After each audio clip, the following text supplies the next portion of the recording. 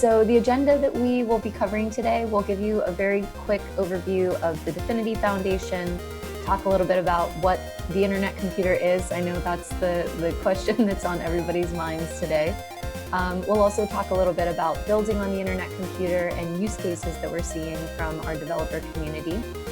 Then we'll walk through a few resources for getting started. We'll actually dig into this in more detail in next week's workshop, but figured we could give you a sneak peek in case you wanted to get started this week.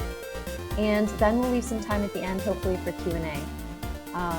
But in the meantime, if any questions come up throughout the presentation, please feel free to drop them in the chat. Since we do have a few team members on today, hopefully we can answer those in real time for you. So the DFINITY Foundation is a not-for-profit based in Zurich, Switzerland. And we have research centers here in the US, in Palo Alto and San Francisco. And we also have a research center in Zurich as well.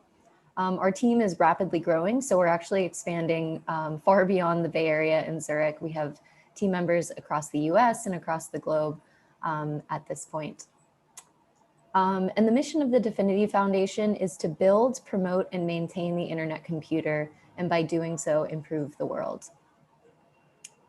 And as I mentioned, our team is rapidly growing, so we have over 130 employees from a variety of different backgrounds. So some folks came from kind of academia and have more of a research background.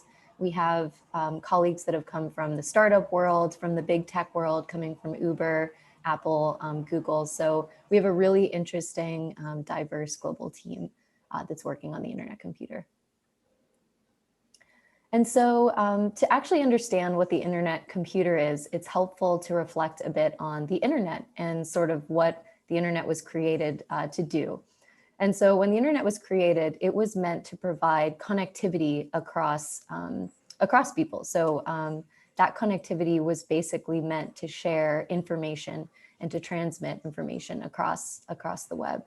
And what the internet was actually not natively created to do is host really complex software and applications. So if you think about all the things that we use today, Uber, Airbnb, Google search, all of these things were not meant to be hosted natively on the internet. And so because of that, the tech stack to support all of the software and applications that we love to use today, that stack has become very complex. And as we've added more layers to the tech stack, it's become insecure as well.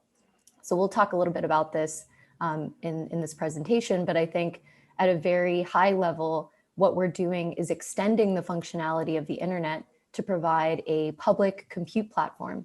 And so in the same way that the internet is accessible to everyone today, or to most of the world, we're hoping to extend it to everyone. We're really hoping that the internet computer will also be accessible to everyone as sort of this public utility that developers can build software directly on top of. And so talking a little bit about blockchain, we really see the internet computer as the third great innovation in blockchain. And so if you've had any experience in kind of the blockchain or cryptocurrency world, you may know that Bitcoin was sort of the first innovation in this space. And really what Bitcoin did for the first time was show this ability to transfer value from peer-to-peer in a very secure way. And so we like to think of Bitcoin as being the digital gold of kind of the blockchain world. The second innovation was Ethereum in 2015. And Ethereum is a pretty amazing technological innovation as well because it introduced the concept of smart contracts.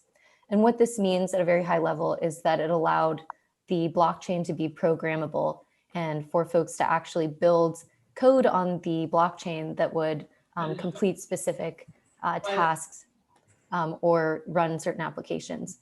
And so we went from Bitcoin just being sort of the value transfer to Ethereum smart contracts, enabling application developers to actually build code on the blockchain.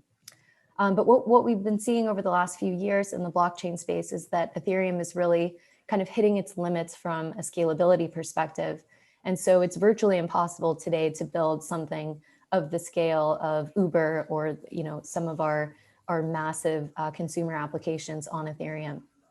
And so really what we see the internet computer as is this major third innovation that's built on all of the principles of Bitcoin, Ethereum over the years to be this public compute platform that we can truly build everything on top of. So we're really excited about that.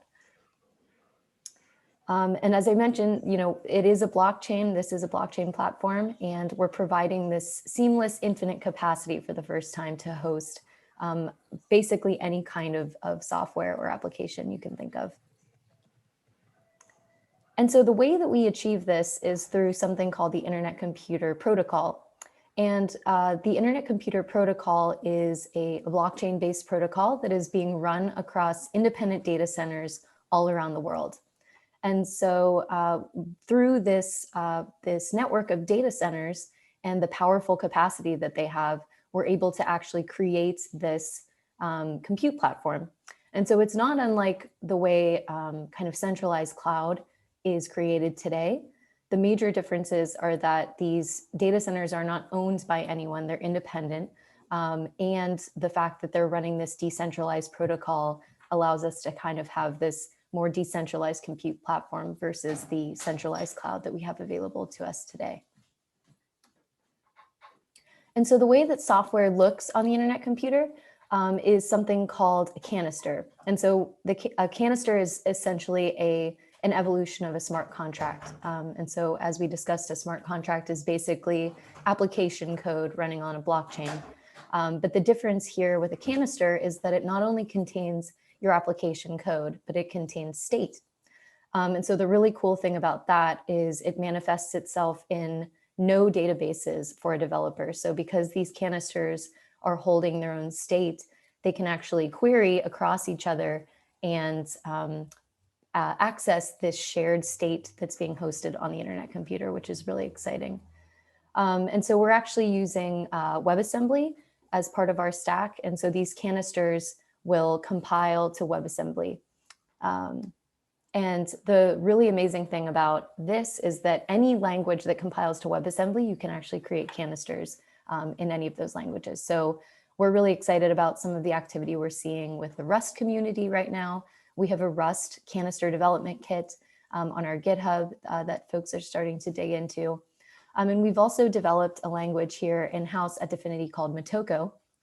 And Motoko is really meant to be sort of this seamless fit with the internet computer. And so there are many features within the Motoko language that uniquely expose some of the functionality of the internet computer that you may not get with some of these other languages. But one of the really interesting things that we're seeing is that you can actually build applications in different languages. So maybe for your data structures, you want to build your canisters in Motoko. And for other aspects of your application, you want to use existing Rust libraries. And so I think it's really great that we have this flexibility to build canisters in many different languages. This is kind of one of the most exciting things about the internet computer is that canisters can actually serve the front end directly to users. And what we mean by that is today in the blockchain world, if you've ever interacted with other decentralized applications, as a user, you actually have to go and find tokens in order to interact with applications. So for example, if you want to just try out an Ethereum application, you would have to go and procure Ethereum tokens and actually use those in order to try out the app. And so this unique sort of functionality that we have in serving the front end directly from a canister, all you have to do is send a link with your canister ID to a user, and they're able to try out your app, which is really great. And this is made possible based on the fact that the internet computer has what we call a reverse gas model. And so today, users would actually pay the gas or the fees in order to interact with applications on other blockchains. And our model is that the developers actually pay for the computation of the canisters. And so it's not unlike kind of AWS credits or things that developers are used to interacting with today. And so the high level message is that the internet computer can be used to build many, many things better. So Everything as simple as a website can be hosted on the internet computer, DeFi, pan-industry platforms where competitors within a specific industry can potentially collaborate with one another, and hyperscale internet services, which we're the most excited about. So being able to basically replicate all of the apps that we use today on the internet computer in an open way. And yes, so this is the coolest thing, is that we're sort of eliminating all of the complexity and all of the centralization involved in hosting software today. So really, as a developer, all you have to do is create canisters and deploy them to the internet computer, and a user can directly interact with your app. And so in doing this, we're eliminating a wide range of pieces of the tech stack that developers typically have to deal with today, such as CDNs, firewalls, authentication systems, databases. All of this is basically being eliminated through this new paradigm. And I really love this diagram. I think it's a great example of how complicated the tech stack has become. So this is a simple WordPress instance. So if you know WordPress, it's basically just getting a simple website up and running. And these are sort of all the components that are involved in just getting one simple WordPress instance. So there are S3 buckets and databases, and it's just a really complicated structure today.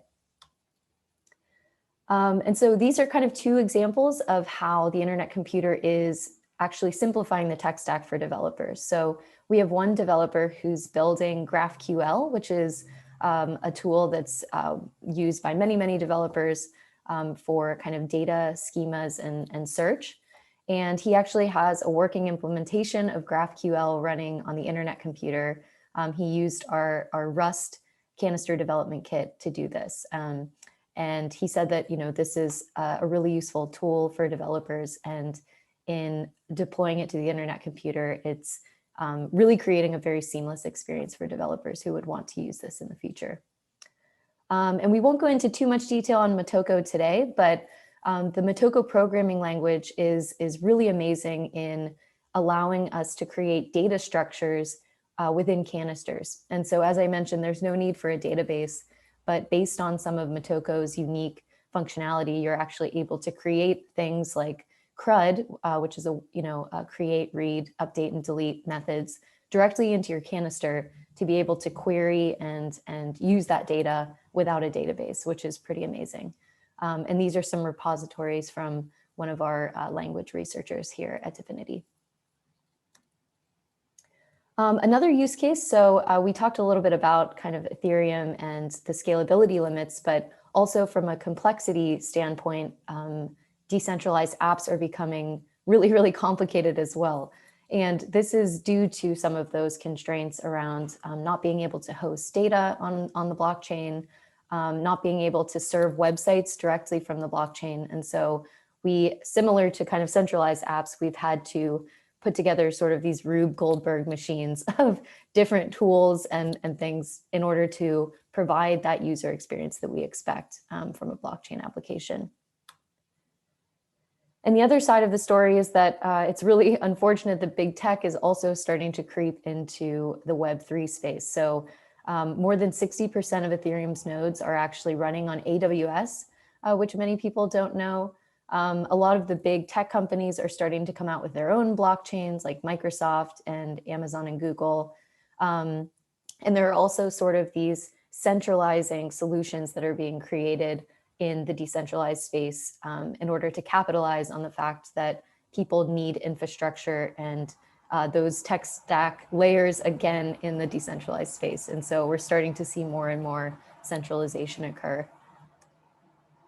And we are really excited. So our founder, Dominic Williams, wrote up this really great blog post a few months ago around how he envisions the internet computer and Ethereum kind of supercharging one another and the synergies there. And so we're seeing some projects emerge, such as Sailfish, which is a DeFi exchange on the internet computer, and also Dragons, which is the founder of Neopets, which was kind of a computer game back in the 90s. I don't know if many people remember it, but It was a really popular sort of early internet game. And the founder of Neopets is actually really excited about rebuilding Neopets on the internet computer. And he had started this journey on Ethereum a few years ago and was really hitting those same kind of scalability limits that we've talked a bit about. And so he's really excited about this. And one other use case that I'll mention for supercharging and decentralizing Ethereum is we're working with a partner who is basically like a Netlify for the decentralized world. And so they provide the services and infrastructure around letting people host websites on decentralized platforms. And they're really excited about building out the internet computer as a hosting option so that if you're a website developer, all you would have to do is click a push from GitHub and actually have your website deployed to the internet computer. So we're really excited about the work coming on that. And the last use case I wanted to talk about is this idea of platform risk. And what this means is that, over the last 10 to 15 years, developers have primarily relied on the APIs of many large tech companies like Facebook and Netflix and things like that in order to come up with new innovations and to leverage kind of the power and the data and resources of these large tech companies. But the issue is that over the years, a lot of these companies have started to revoke API access for developers. And some really prominent examples are Twitter and LinkedIn. And LinkedIn, there's kind of this famous example of a startup was starting to build a chat app using the social graph within LinkedIn and was becoming very, very popular. And as soon as LinkedIn sort of saw that they were kind of seeing these competitive startups spring up with really good ideas, they started to cut off their access to these startups. And many of them ended up folding, which is really unfortunate. There are plenty of stories like this. Zynga is another really good example with Facebook. Zynga was obviously very popular during kind of the Farmville days. And they entered into a agreement with Facebook, like a revenue sharing agreement when they decided to host Farmville on Facebook. And shortly after, Facebook kind of changed the rules on them, cut off access to APIs, and then Zynga and Farmville kind of tanked after that. So yeah, plenty of examples on how entrepreneurs are sort of being cornered out by these big tech companies. And so one of the things we're really excited about is this concept of an open internet service. And so while we can build sort of all existing software on the internet computer will also enable new types of software that we really haven't seen yet. And open internet services is a really good example of that. And so, we're really excited about seeing open versions of all of these kind of closed proprietary services that we all use today. And through canisters, we're actually able to create this really interesting ecosystem where, for example, maybe you develop a chat app that is used by GitHub, Open GitHub, or used by Open Facebook. And sort of these canisters can call into one another to create more of a collaborative and open ecosystem of all of these applications. And a concrete example of open internet services is Linked Up. So this is an open internet service that the DFINITY Foundation developed last year as a demonstration at Davos in 2020. And we really wanted to show people sort of what an open internet service is, how it works.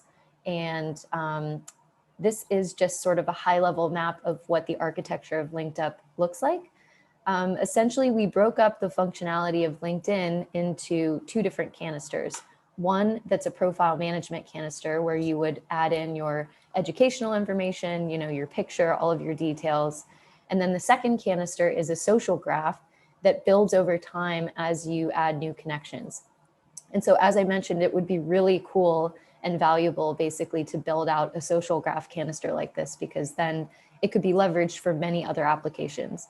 I think a really good example of this is that a lot of people are just sort of staying on Facebook for the network that they have there, because there's kind of like the event functionality that people are still using in groups.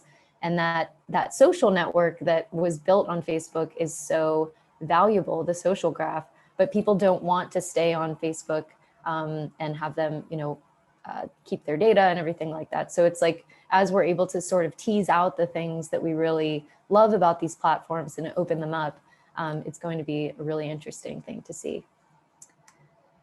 So with that, I thought it would be fun to actually show you Linked Up in action. So I'm actually going to switch out of the presentation really quickly.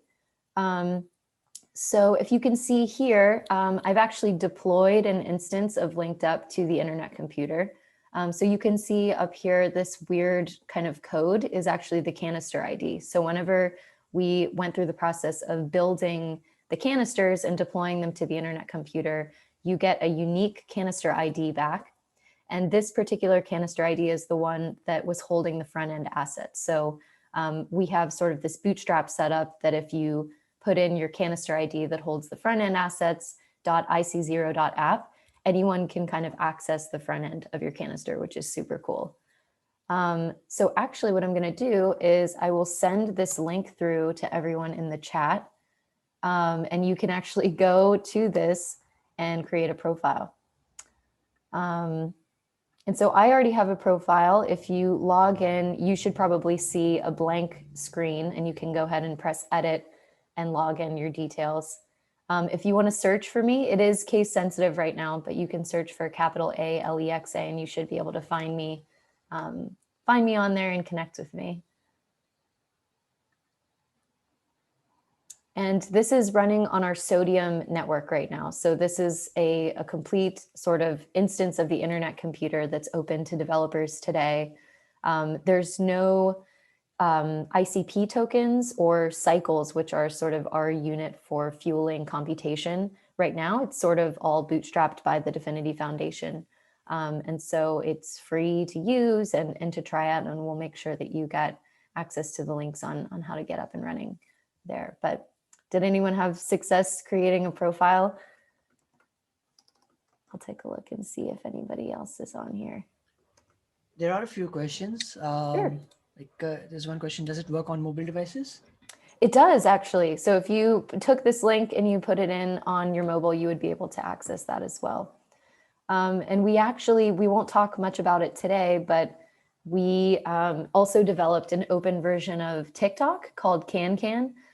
There are a few demos on YouTube that you can check out. And really, we wanted to show another example of an open internet service and the fact that we can stream video, which is a really kind of huge feat in the blockchain world today, to be able to actually stream videos on chain. And that was all developed on mobile. So that one was in particular a really mobile friendly application. And linked up is all open source as well. So you can take a look at the source code. It's on GitHub at our DFINITY organization GitHub. And you can give it a try yourself. Okay, great. So the very last thing we have was just, and as I mentioned, next week, we'll dig into this a bit more together on sort of all of the resources that we have available, but wanted to run everyone through some resources that we have so that you can go take a look, maybe over the weekend, if you're excited and want to dig in a bit more. We have a fundamentals video series. It's available on Medium and YouTube. It's also available in our documentation site at sdk.dfinity.org. And our doc site has plenty of tutorials. As I mentioned, it has a walkthrough on getting started on the Sodium network. So you can try deploying a really simple Hello World app to the network that has a front end that you can play around with as well. We have a developer forum that's really, really active. We have quite a few team members that are in there daily answering questions. It also is kind of a great knowledge base right now. The forum's been around for about 1.5 years, and there are many threads available where you can kind of search if you have a question, and you're likely to find something there. We also have our DFINITY GitHub with many open repositories. We're going to be releasing much more code and documentation there over the next couple of months as well. You can get up and running on the network, as I mentioned. And then, maybe later on down the line, after you've had a chance to dig into the internet computer and maybe came up with your next great idea, we have 2 mechanisms right now for funding developers. One is our Beacon Fund, which is more of a venture fund. It's managed by our partners over at Polychain Capital. And we're really interested in folks building open internet services like we talked about today and creating value for us on the internet computer. And the developer grants program is less kind of venture focused and more focused on developer tools and frameworks. And so we have developers who are building canister development kits in other languages. So as I mentioned, we have one available that DFINITY developed in Rust, but we have folks building CDKs in AssemblyScript, C, and other languages as well. And so if you have a good idea for a grant, feel free to reach out to grants@dfinity.org. And so that is all I had by way of presentation today. I thought we could leave the rest of the time for questions, digging into anything that we talked about today. And yeah, thanks so much for your time. And I hope you better understand the internet computer now and sort of how it's built on some of the past innovations in blockchain and really where we see it going in the future. Thanks a lot for the presentation, Alexa. And we do have a few questions in the chat. Also, everyone, if you would like to watch the session again, we'll make sure that we upload it on YouTube so that you don't miss out all the important links that Alexa shared with us. But there's a question in the chat. Let me just scroll down and see if I didn't miss it.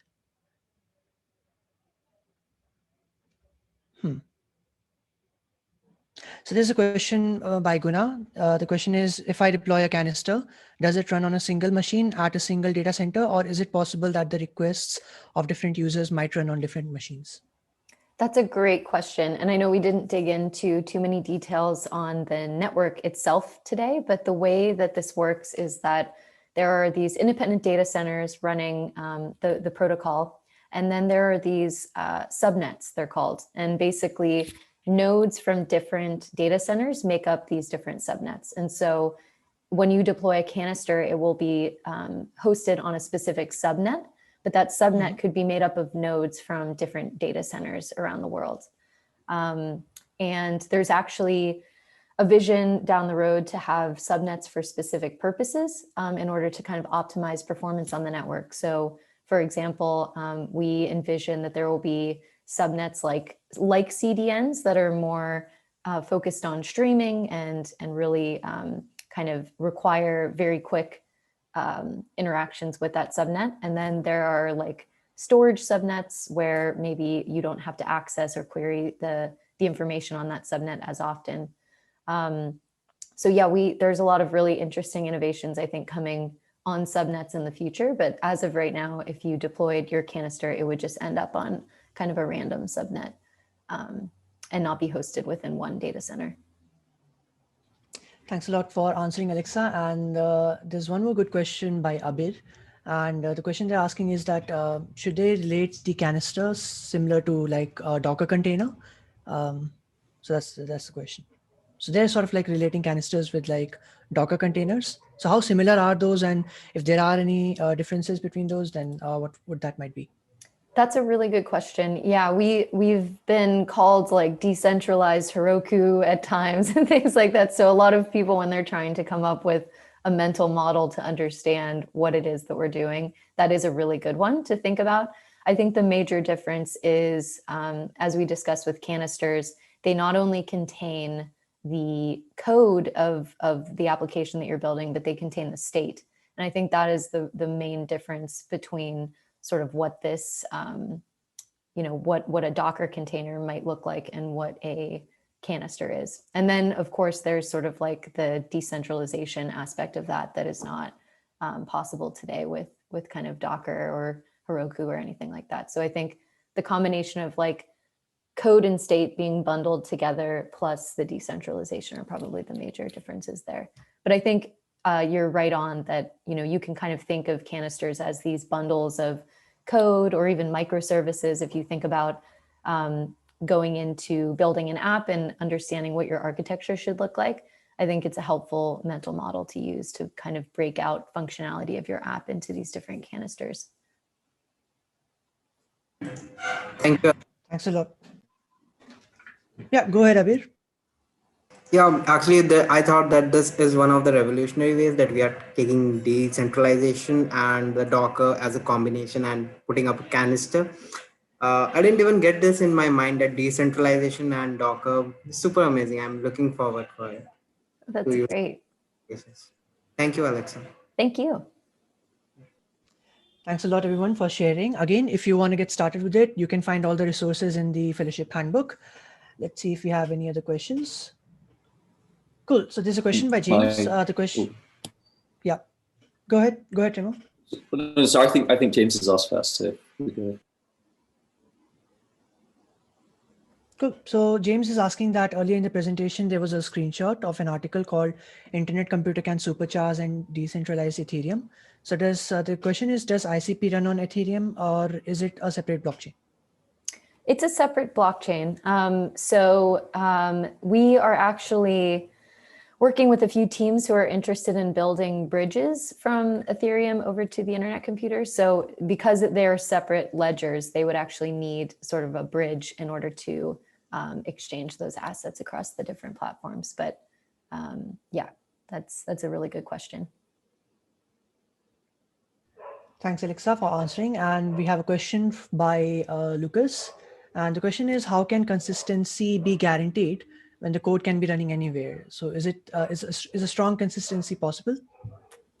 Yeah, that's a really good question. So there's actually a state that's maintained by the entire network. So if you think about the way blockchains run today and the way that they work today, they're meant to create sort of this shared ledger of transaction activity.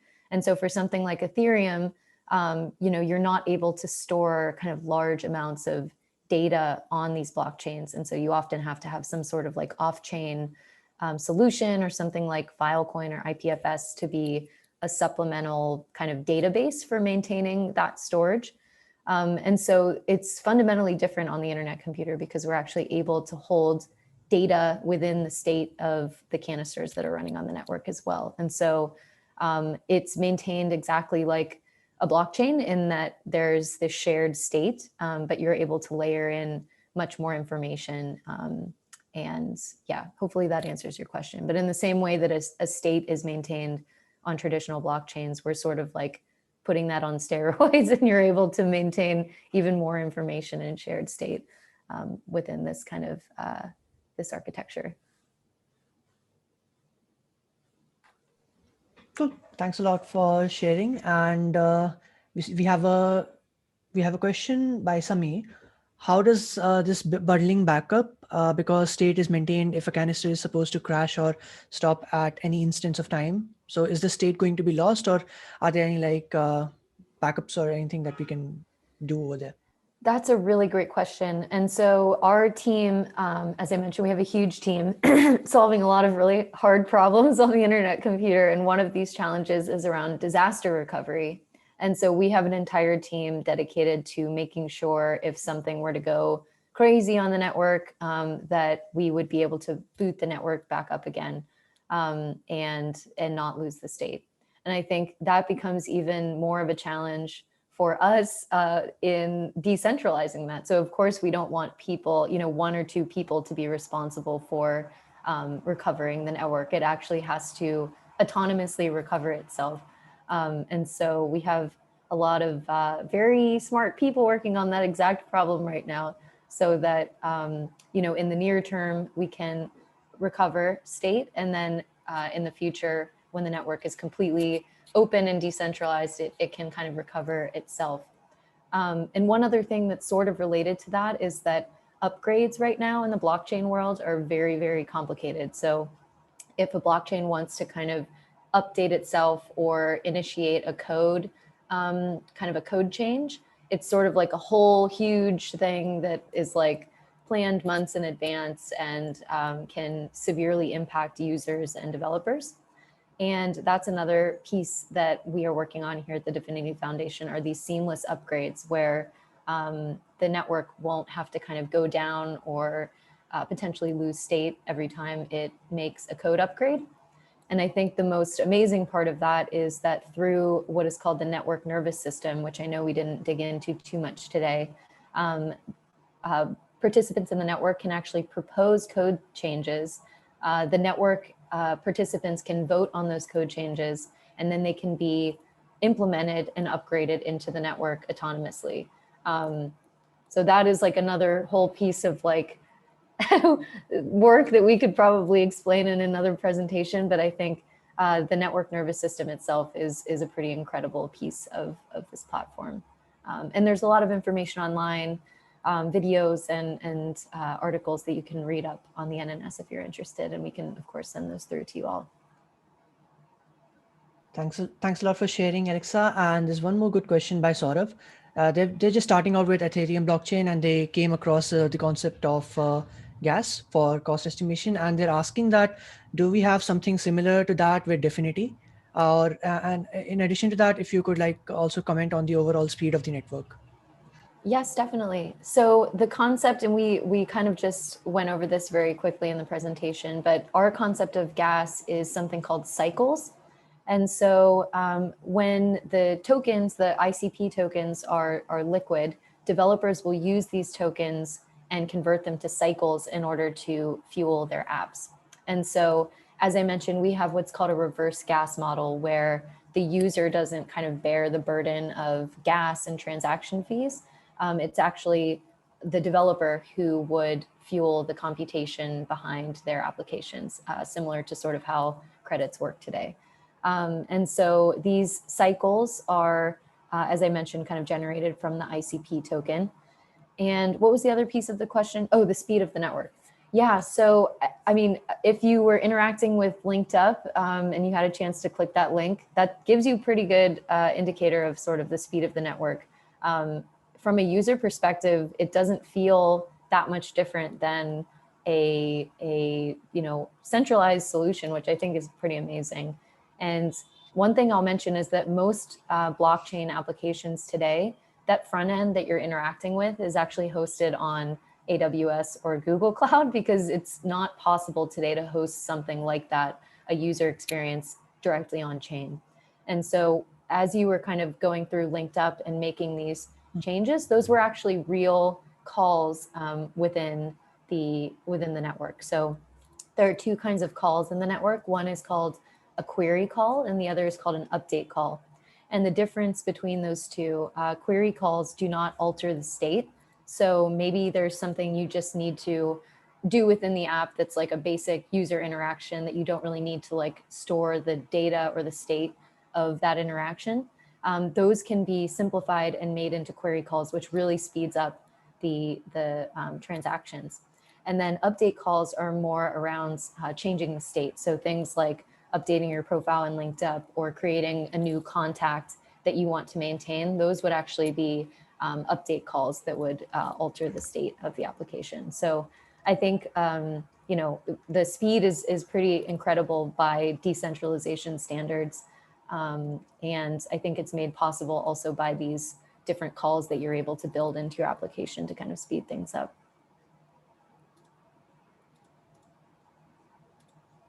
Cool. Thanks a lot for sharing, Alexa. And James has one more question. James, would you like to share it with everyone? Sure. So I'm just wondering, canisters have a code section and a state section, and obviously the state section would be mutable. I'm wondering, is the code section mutable as well? That is a really, really good question.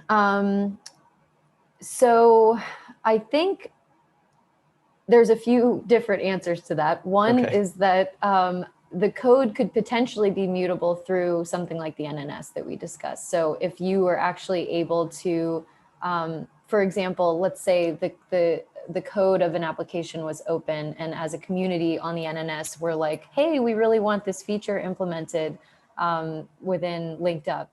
There is actually a world in which sort of the network could propose these code changes and have them be implemented within that canister, which is pretty cool. The other thing is that this is more of like an example that someone from our team is working on. And I can actually send through his repository because it's also the one that I showed with the different Motoko data repositories. He's working on something right now called Mirror Garden that is like pretty mind-blowing, but it's a terminal-based app that he's building where two people can collaborate on the same canister in the same state at the same time. And so the user interface that he's developed is more like a text editor where we could it almost looks like a chat, but it is actually updating kind of the code and the state of the canister at the same time. So I think that's a long-winded answer to like, yes, I think you can. That's really cool. Yeah. Because usually that's not the case on other application blockchains. So I'm excited to see that change. Yeah. So I think there are a few different ways that that might manifest itself.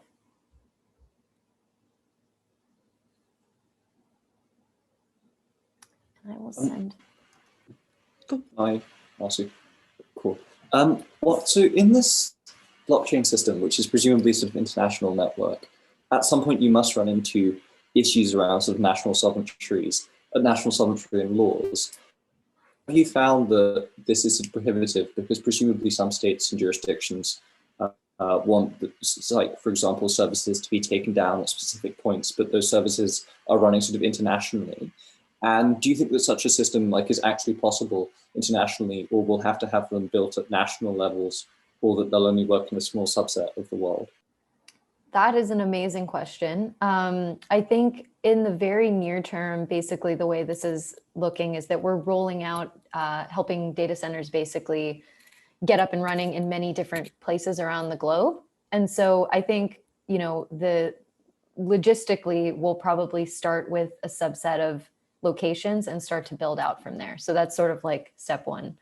I do think that one of the most powerful things about the internet computer is that once the network is in these different locations, there really isn't anything stopping anyone around the world from deploying their software to the internet computer. So I think there will be some very interesting sort of like censorship, resistance use cases and things like that eventually.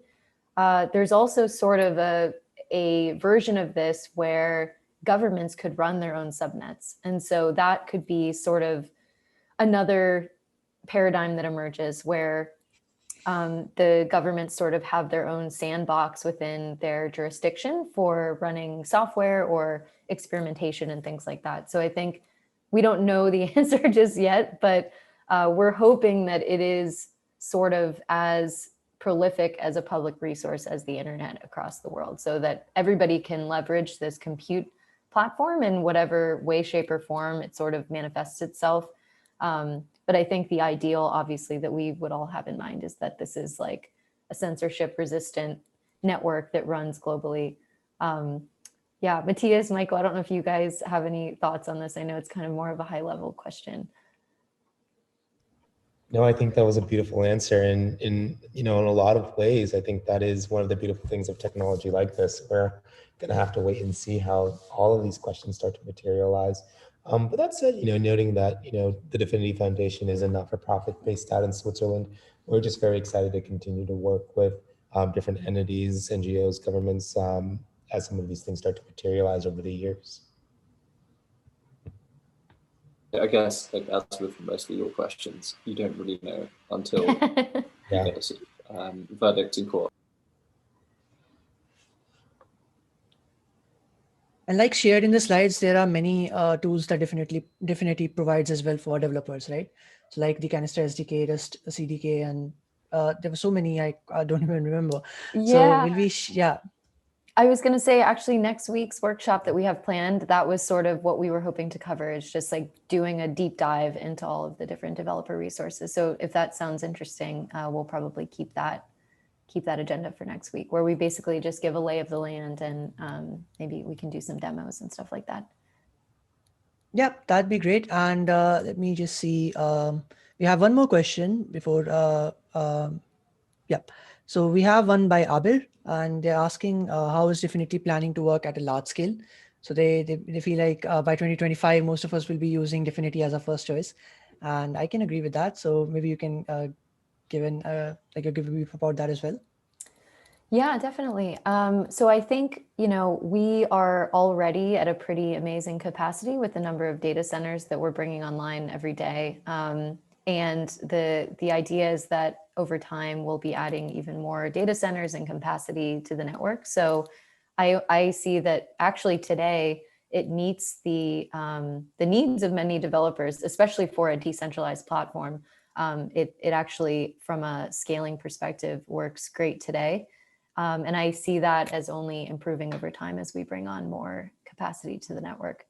One interesting thing that we didn't really get to talk about that's related to scale is a solution that we've built here at DFINITY called BigMap. And what this is it's a library basically that you can use within your application that allows you to dynamically create more canisters as your application scales. And so the current limitations of a canister are like 4 gigabytes. And this is not an internet computer focused thing. It's actually a WebAssembly thing where you're kind of hitting the limits of WebAssembly within one canister. And so this BigMap solution would allow you to dynamically create more canisters. And this is actually what we used in the video streaming app, the TikTok clone that I mentioned to you guys, where you could actually upload and stream a video using BigMap. And there's some really interesting work ahead on BigMap over the course of the year where we envision these canisters being able to fork themselves and create more canisters in that way as well. So there's sort of scalability solutions at the app level. And then we also are going to be obviously helping the network build out to more and more data centers. So hopefully by 2025, you will have your wish. Thanks a lot, Alexa and Michael and Matthias for answering. We have a good question from Samir. They're asking is WebAssembly the only option for canisters? Yeah, so it is in the sense that the WASM is part of what you are compiling in your canister code. So you can't really, at this stage, take away canisters from WebAssembly. Like it's actually part of the canister design. But where you do have more options is the language that you choose to build your canisters in. So right now, like for example, WebAssembly has amazing Rust support. So that was the second language that we pursued after Motoko. But the really cool thing about Motoko that we didn't get to talk much about is that one of the co-founders of WebAssembly, Andreas Rosberg, is actually part of the DFINITY team. And so Motoko and WebAssembly were just so like deeply ingrained with one another, and the design of Motoko really has a lot of kind of forward-thinking principles of WebAssembly, some of which we know will continue to emerge as WebAssembly matures itself. But I think, those who have experimented with Motoko have been really excited by the performance and kind of that interoperability with WebAssembly. But yeah, it is pretty deeply ingrained in the canister design at this stage. Thanks a lot for answering, Alexa. And I see we're about time as well. So I don't see any more questions, but we'll be doing more and more such sessions, and we'll be sharing the recording with you all as well. And yeah, just before we wrap this up, I just want to thank everyone for joining. Thanks, Alexa, Matthias, Michael, and everyone else as well. Yep. Thanks everyone who are sharing their wishes in the chat. Really appreciate you all joining. And please, once again, make sure you check out the fellowship handbook. All the resources are available over there. We'll be sharing this particular recording on YouTube as well. Any closing remarks, Alexa, Matthias, Michael? No, we just want to say thank you so much for having us today. We're so excited. We've been really amped up about working with you all for quite some time now. So we can't wait to see what you build and how to support you going forward. So please lean on us as a resource. Just echo that. Thank you. Really excited to be working with y'all, and thanks for joining today. Excited to see what you guys can build. So. And happy Friday, everyone. Go out and enjoy. Yes. Great way to start the day for us here in California. Thank you. Definitely. Yeah. Happy Friday, everyone. And have a great day. We'll see you all in the next session. Bye-bye. Bye-bye.